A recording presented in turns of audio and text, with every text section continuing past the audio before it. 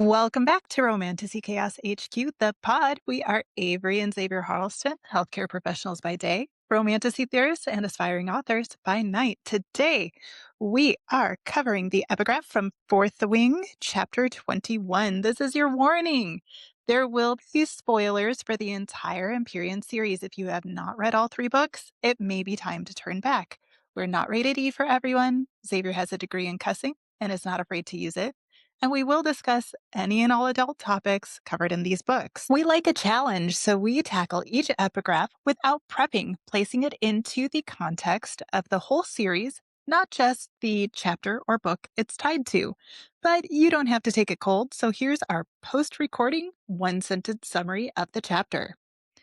Violet is on archives duty with Liam and discovers uncomfortable truths about the rebellion, the conscription of the marked ones into the Riders Quadrant, and the way leadership is hiding the truth about attacks on the front lines. There are 6 minutes on the clock and enough Fourth Wing lore that even Brennan would freak out. So don't blink, don't scroll, don't let Taryn distract you. We have 360 seconds to blow your mind. And go. Don't freak out if you can't immediately channel your dragon's powers, Mira. Yeah, I know you have to be the best at everything, but this isn't something you can control. They'll channel when they feel you're ready. And once they do, you'd better be ready to manifest a signet. Until then, you're not ready. Don't push it. Page 61, the Book of Brennan. So this definitely seems to be giving some big brother energy. Like, you're going to have to wait. You're not the best. Haha. Well, as a middle child, I don't feel like Mira gives typical middle child energy, but we're going to set that aside because Mira gets to be her own person. But it is interesting, like, how he says, you better be ready to manifest a signet. How do you know you're ready to manifest a signet? Like, until they channel to you, how you don't know what your signet's going to be.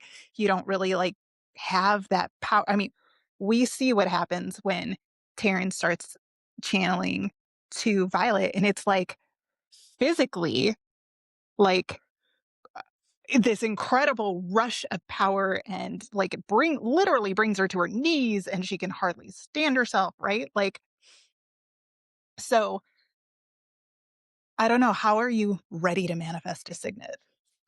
Well, and Lynx just kind of like freaks out when his shadows show up. So, I mean, it depending on the strength and size of your signet, I think it matters. Don't think you really ever can be, prepared. I do think that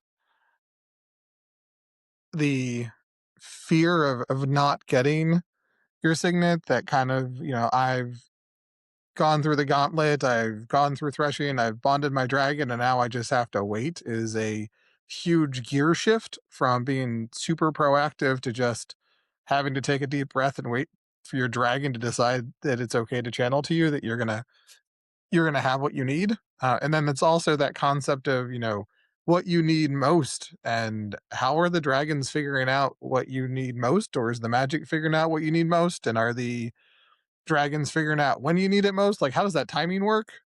I feel like there's so much in the channeling of magic to create a signet that we just are not given, and don't really understand, and is a fun place to play with how the magic system could possibly go. Well, I think what we do know is the dragons, it's like this unique combination between the dragon and the rider. And the dragon is not able to predict what signet the rider is going to get, right? Like, we know, having read the whole book, that Violet wields lightning that first night when Taryn channels to her. But he doesn't call her a lightning wielder until much later in the book when she officially manifests, right? Um, So there's like this definitely something that is beyond the control of both humans and dragons. Like, dragons can only control the timing. They can't control how that comes out. But to me, it feels like surely if Brennan is talking about you need to be ready to manifest a signet, they must have the only thing I can compare it to is like childbirth. You need to be ready to give birth to your child when you go into labor. But if you've never done it before, you have no idea what to expect, right? Like, and you can take like a prepared childbirth class, but then anything could happen. We we accidentally had a baby at home, like, because it just so happened that way. And like it's impossible for your prepared childbirth class to cover every scenario of what could happen. And so, like, you're preparing to manifest a signet class or training or whatever it is, if there even is anything, could not possibly cover every scenario, especially if you are manifesting a signet that is incredibly rare, like wielding lightning. Um, yeah, like I just, it's Brennan is like trying to be helpful. I get it. He's like, be patient when it happens, but when it happens, you better be ready for it.